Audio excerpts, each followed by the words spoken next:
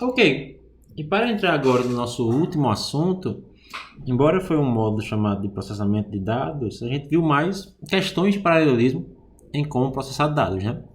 Só que só para finalizar, que vai ajudar vocês com os VPLs, e eu acho que é uma biblioteca bacana de aprender, eu queria falar um pouco sobre SUP. Entende? O Fernando já falou sobre CSV e como o CSV se encaixa bem no arcabouço MapReduce. E SUP é uma biblioteca que vai ajudar vocês a processar arquivos em XML e em HTML. Entende? A linha que vocês vão executar para usar Beautiful Soup é essa: from bs4 import Beautiful Soup. Como eu já falei antes, no modo de programação funcional, vocês viram um pouco de processamento de dados em CSV. E agora, nós vamos ver um pouco de processamento de dados usando essa bibliotecazinha bacana que se chama Beautiful Soup. Vocês vão ter que instalar a biblioteca, fazendo pip install Beautiful Soup 4 ou conda install Beautiful Soup 4, como eu fiz no vídeo anterior. Entende? E ao executar esse comando na linha de comando, vocês devem ter o pacote pronto. Para quem não é muito acostumado com a linha de comando, vão na página do Beautiful Soup, basta colocar esse termo na internet, entende? E deve ter alguma forma, algum tutorial para instalar no Windows. Mas instale o pacote antes, entende? E depois voltem para o vídeo e eu vou assumir que vocês já vão ter esse pacote instalado. E como eu falei, SUP permite tratar, aqui faltou um Rzinho, peço desculpas, ou manipular arquivos HTML e XML. E a forma que faz isso, que é muito interessante, é que Beautiful Soup permite que você navegue nas tags de um arquivo XML ou de um arquivo HTML, né? Então aqui eu tenho um exemplo, que é literalmente o exemplo que está no site do Beautiful Soup hoje em dia, entende? De um arquivo HTML. E você observa que um arquivo HTML é composto do que a gente chama de tags. HTML é uma tag, head é uma tag, title é uma tag. Abre aqui, fecha aqui, abre aqui, fecha aqui. P é um parágrafo da classe título, abre aqui, fecha aqui. B é bold, abre aqui, fecha aqui. P é um parágrafo da classe story, aqui tem um texto. E esse A, href, é um link. Vamos entender como é fácil tratar esse arquivo usando Beautiful Soup. Então aqui eu tenho o arquivo, eu deixei ele aqui em cima no notebook para vocês verem, né? E aqui eu tenho um código um pouco mais sumarizado agora que vai usar o Beautiful Soup para lidar com esse arquivo. Então primeiro eu faço o import do Beautiful Soup e eu abro o meu arquivo.html usando o if, que é melhor do que fazer o open e close, né? Criando aqui a minha variável HTML doc, como está mostrado aqui. Então, with open arquivo.html as HTML doc, como está aqui. Crio o meu objeto soup, indicando que eu vou fazer um parse de um arquivo HTML. Aqui poderia ser um xml.parser ou até um json.parser. Ele permite fazer parse de vários tipos de arquivos, mas vamos usar o html.parser, que é o nosso exemplo. Se fosse um XML, só era mudar isso aqui para ser XML. E existe uma série de parsers que estão disponíveis com Beautiful Soup. Depois que você faz isso, você tem um objeto, e olha que bacana esse objeto. Ele permite que eu navegue no arquivo. Qual é o título? Ele vai atrás da class título. É esse texto aqui. Title, The Door Mouses Story. Qual é o title.name? Qual é o nome da tag? O nome da tag é título, meio redundante. Mas qual é o texto ou a string da tag? A string da tag é esse, The Door Mouses Story. Entendeu? Aqui é só um comentário com a resposta do comando anterior. Mais bacana ainda são esses comandos de find e find all. Soup, ache tudo que for da tag A.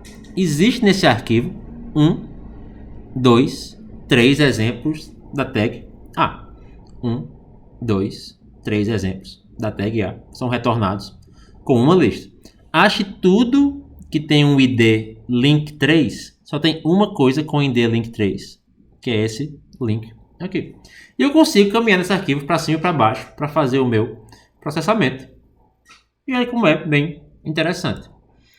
A gente pode pegar as tags pelos nomes, acessar o conteúdo da mesma, fazer buscas mais avançadas.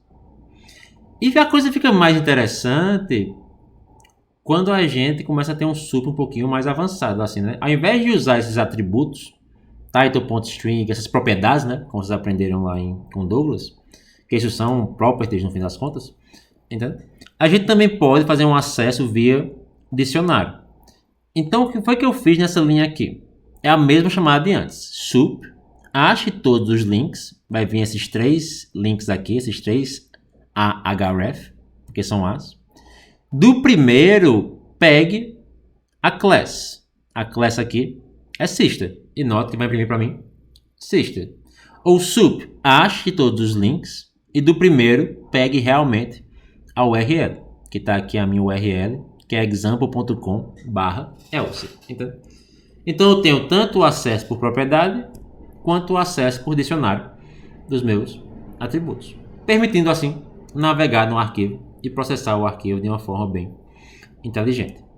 A coisa fica mais bacana ainda quando a gente usa o Beautiful Soup junto da biblioteca Requests, que é outra biblioteca que vocês podem instalar simplesmente com o comando pip, entende? Tipo pip install requests ou, por exemplo, conda install requests, e permite a gente fazer esse processamento de páginas que estão na internet nesse momento.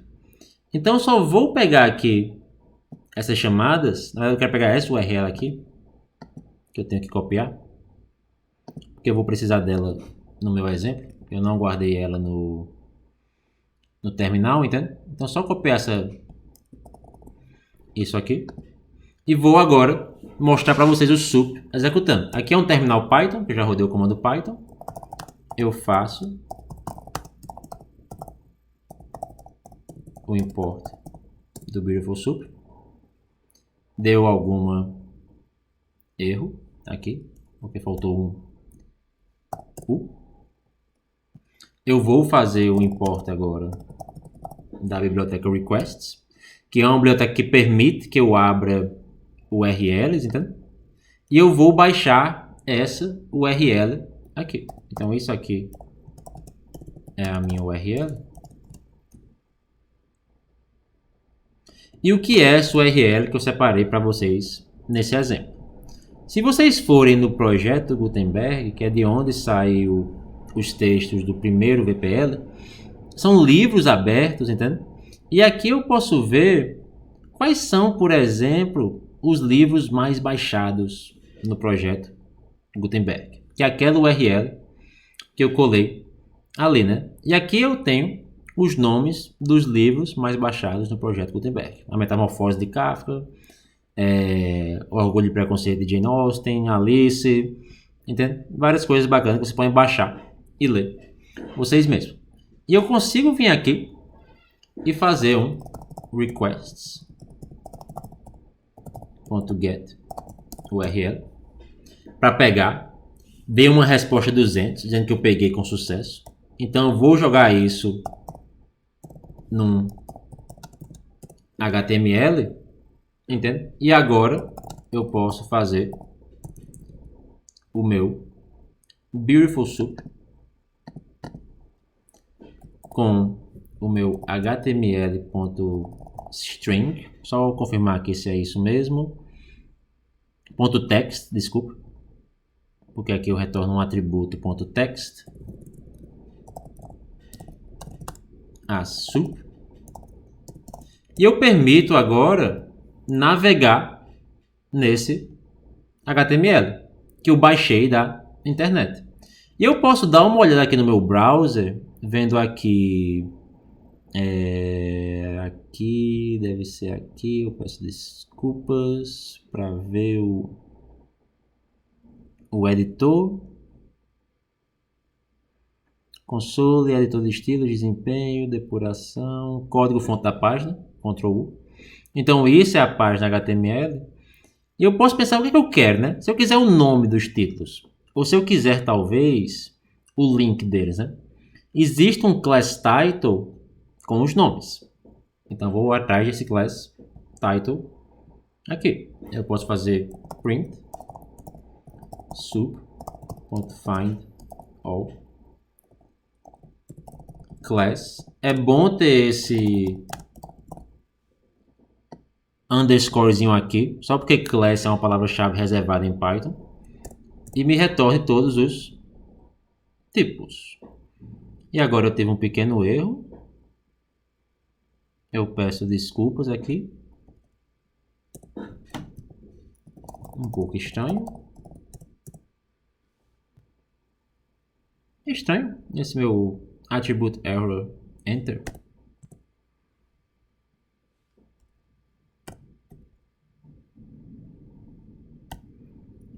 Será que... Que estranho. Meu terminal Python está quebrado.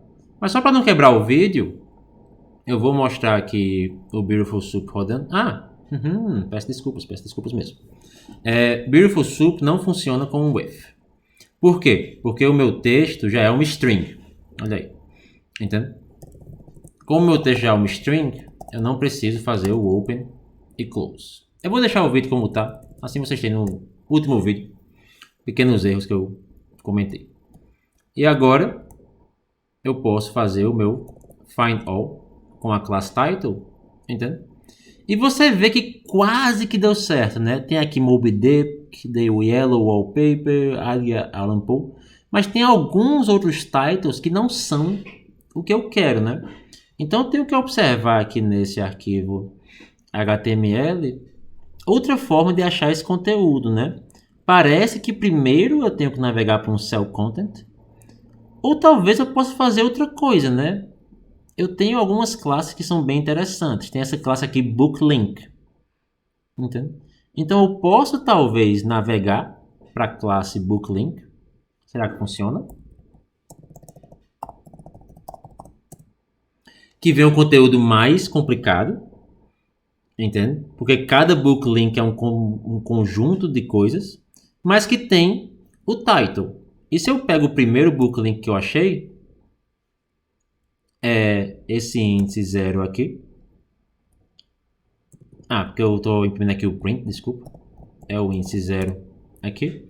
O primeiro BookLink que eu achei é esse exemplo.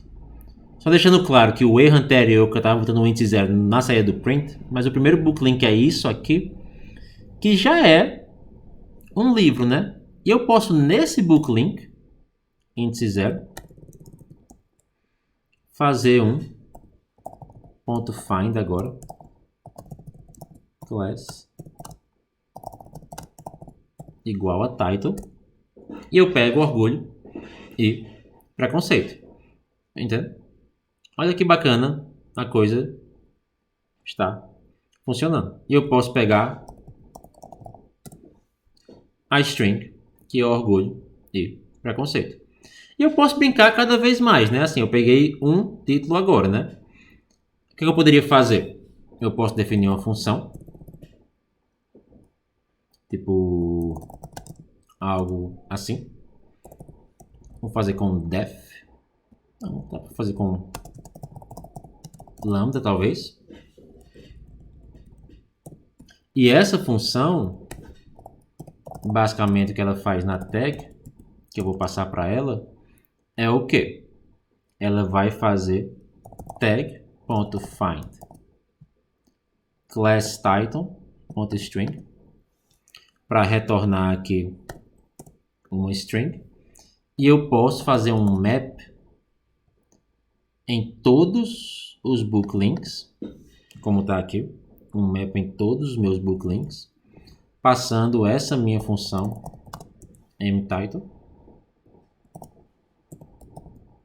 e rodando. Isso retorna um map object. Se eu transformo isso numa lista, vamos rezar que dê certo. Eu tenho todos os títulos usando um map no meio dos objetos. Entende? Então eu consigo usar map até em paralelo, caso eu precisasse. Mas eu não fiz aqui um exemplo em paralelo, mas meio que funcionou. Entendeu? Só para mostrar o exemplo no slide, eu gosto de fazer 2 vezes para ficar meio lento, né? Então vamos pegar. Aqui eu faço o mesmo código. Eu deixei claro um erro aqui também, só um erro que vocês podem ter, certo? Então aqui eu faço request.getURL, pego o conteúdo, abro o sup com o texto. Tá aqui o subcontexto. Se você passa class igual a title no find all, vai dar um erro, só porque class é uma palavra reservada em Python, vocês declararam classes antes, então use o class underscore, é só um truquezinho. Ache os títulos, e aqui eu tenho os títulos um pouquinho mais processados do que eu fiz antes, né? O exemplo do slide está um pouquinho mais limpo do que o exemplo do notebook. Então o Beautiful Soup permite esse processamento de texto de diversos tipos. E a gente vai usar ele no VPL para fazer um map reduce em paralelo com SUP. E eu espero que vocês tenham gostado dessa terceira parte do curso. Até breve.